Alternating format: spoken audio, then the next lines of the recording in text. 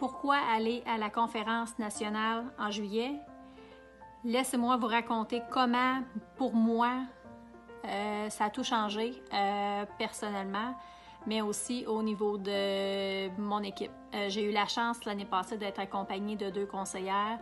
La motivation avec laquelle on est revenu, le plaisir qu'on a eu à travailler ensemble toute l'année après ça, les liens qui se sont tissés, ça a été vraiment incroyable. Puis peut-être que vous autres aussi, vous êtes super emballés à l'idée de la conférence cette année, mais les membres de votre équipe peut-être un peu moins. Mais vous savez ce que ça fait, ce que ça apporte d'assister à une conférence. Puis au lieu aujourd'hui, moi, de vous donner 1001 raisons d'y assister, j'ai décidé de vous faire un top 4 des raisons de ne pas y aller. Je vous mets au défi dans les prochaines semaines de partager ça avec votre équipe. Ils n'auront vraiment plus de raisons.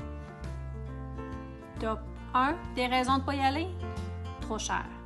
C'est sûr que normalement, avec l'hébergement, les repas, le transport, ça peut être dispendieux, mais cette année, et en étant virtuel, 1/10 du prix. Essayez de battre ça. Deuxième raison de ne pas assister à la conférence, vous n'aimez pas voyager, vous ne pouvez pas voyager. Parce que vous êtes loin, parce que vous devez prendre l'avion et que vous ne voulez pas. Peur de l'inconnu, vous ne voulez pas y aller tout seul. Vous savez quoi cette année? Vous restez dans le confort de votre foyer. Raison 3, je ne peux jamais me libérer pour 3 jours. C'est sûr et certain que si vous êtes un professionnel que vous pouvez pas, que vous êtes une maman, que c'est impossible, cette année virtuellement, là, ça va être vraiment parfait pour vous parce que vous allez rester dans le confort de votre foyer. Tout ce que vous avez à faire, c'est vous trouver un petit endroit tranquille quelque part, vous installer en pyjama si vous voulez.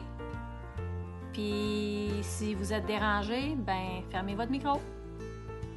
Quatrièmement, ça vaut-tu vraiment la peine d'investir pour ça? En temps, en argent?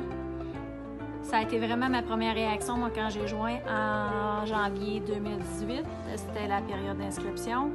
Puis ça m'a même pas effleuré l'esprit une seconde de m'inscrire parce que je suis une maman de 4 enfants. Me libérer pour une grosse fin de semaine comme ça, impossible. Petit train va loin. L'année a passé. Je suis devenue coordonnatrice, leader.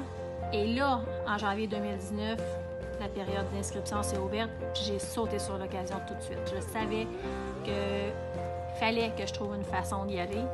Je ne l'ai pas dit à personne. Je me suis inscrite puis je me suis fait un plan.